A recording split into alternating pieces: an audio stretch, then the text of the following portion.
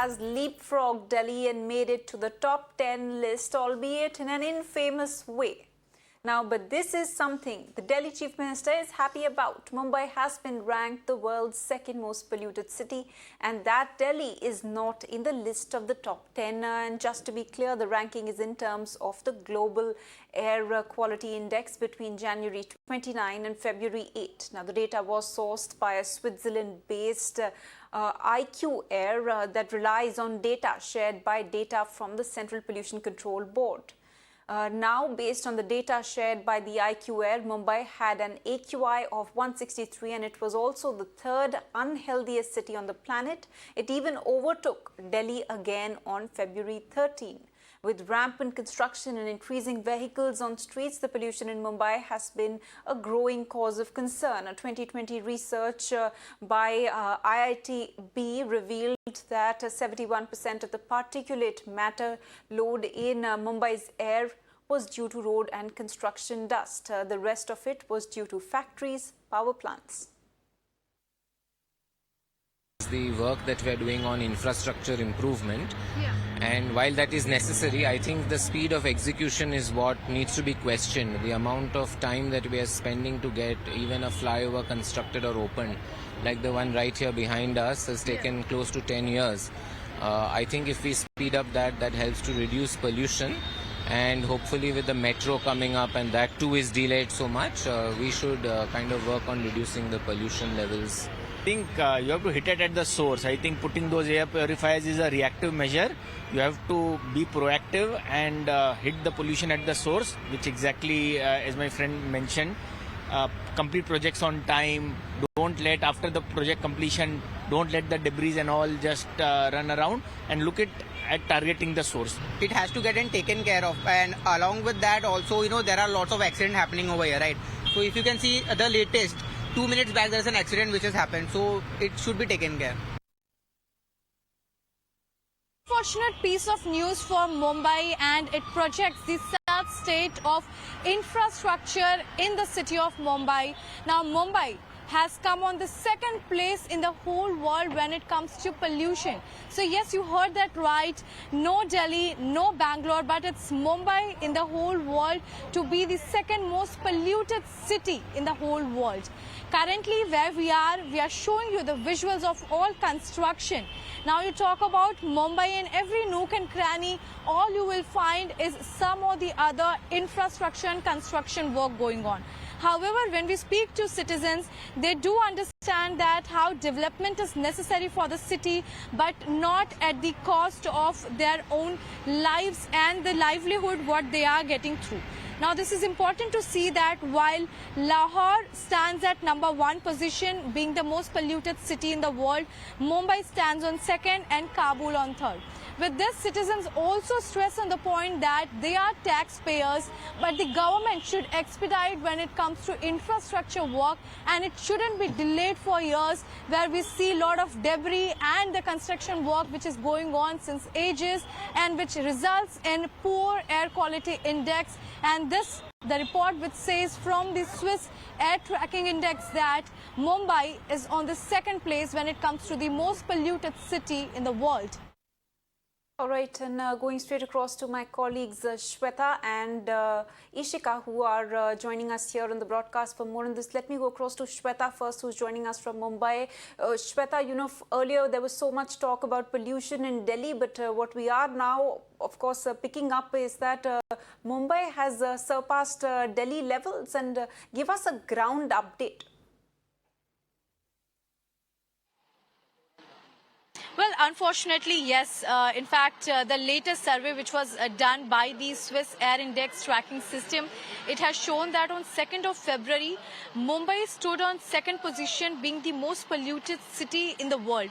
And after this, we also saw that Mumbai coming in top 10 most polluted cities in the world. And this is important to note that the kind of infrastructure work which is ongoing across Mumbai is causing a concern to citizens, and they have been asking government to expedite their infrastructure system so that they can travel safely. The kind of dust which is being produced after the debris should be reduced to very much extent so that, they can at least breathe a better quality of air. This is what the citizens have been saying to us while we were trying to establish this report with the concern of citizens who are presently living in Mumbai.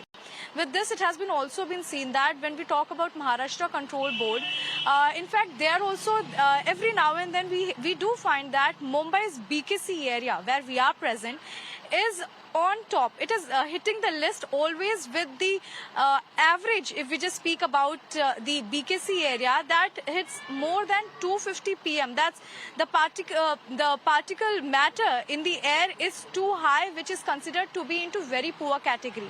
Now remember, in the month of February only, Mumbai had hit somewhere around 306 PM. That is into the dangerous category. With all these things, we are also seeing that Delhi has somewhere slipped down. But when it comes to the capital, financial capital, we are seeing that Mumbai is becoming the more polluted city, not only in India, but in the entire world. And this is a cause of concern to the citizens, and high time where authorities should take a proper call about it. Absolutely, Shweta. This is a big cause of concern for all of us. Let me also get in a quick word from Ishika, who is joining us from the national capital. Ishika, as far as the pollution in Delhi is concerned, give us an update.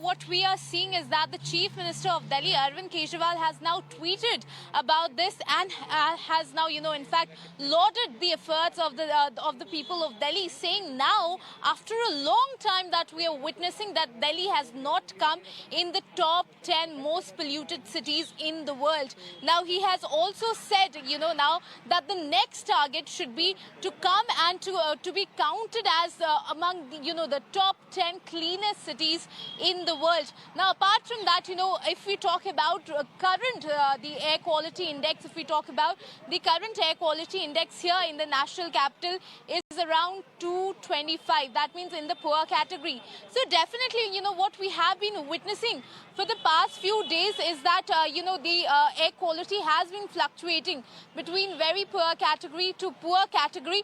But right now, it still continues to be in the poor category. So definitely, that is not something that we can be proud of at the moment. But definitely, a lot more steps should be taken by the government, be it, the Grade Response Action Plan, or be it the other steps, because experts are also emphasizing that even though the vacuum cleaning of roads are happening, and in fact the dust sprinklers, in fact the water sprinklers to control the dust pollution are also being done, but yet we are seeing that the pollution level continues to be in the poor category. So government needs to come up with much more steps here.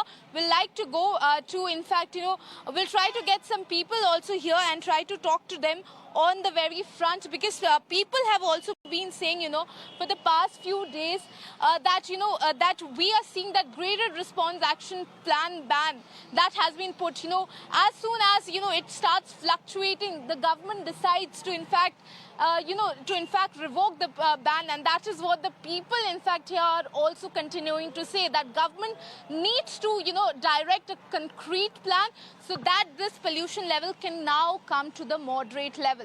Over to you. Ishika, and of course, my colleague Shweta, many thanks for joining us with all those details. Of course, it's the government and the citizens who both need to make a collective effort to tackle the problem of pollution. All right, in India's IT city and garden city, Bengaluru is eyeing a new moniker, that of the country's most congested city. A new study by Dutch location technology specialist TomTom has ranked Bengaluru as the world's second most congested city, only behind London, which took the top spot. So how congested is Bengaluru? Well, it took 29 minutes and 10 seconds for Bengalurians to cover 10 kilometers in the heart of the city last year. And in contrast, it took people in London 36 minutes and 20 seconds to cover 10 kilometers in 2022. Now, the rush hour average speed in Bengaluru was just 18 kilometers per hour. This meant that Bengalurians lost 129 hours in 2022 due to rush hour traffic. Bengaluru stood 10th in 2021 and 6th in 2020 on the list of the most congested cities. The other Indian city in the list was Pune, which stood 6th behind Dublin and Milan.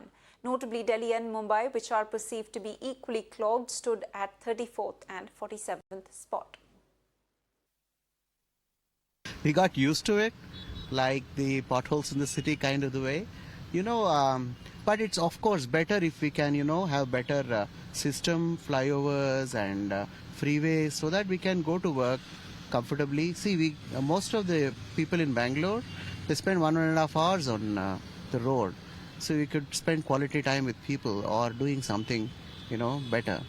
Congested and it needs to be improved further. It should be organized. Government is doing their job, but responsibility lies also with the citizens. They are improving the infrastructure. I think it's developing. The city is. We have to cooperate as citizens, as he has told. From our end, it's the responsible behavior.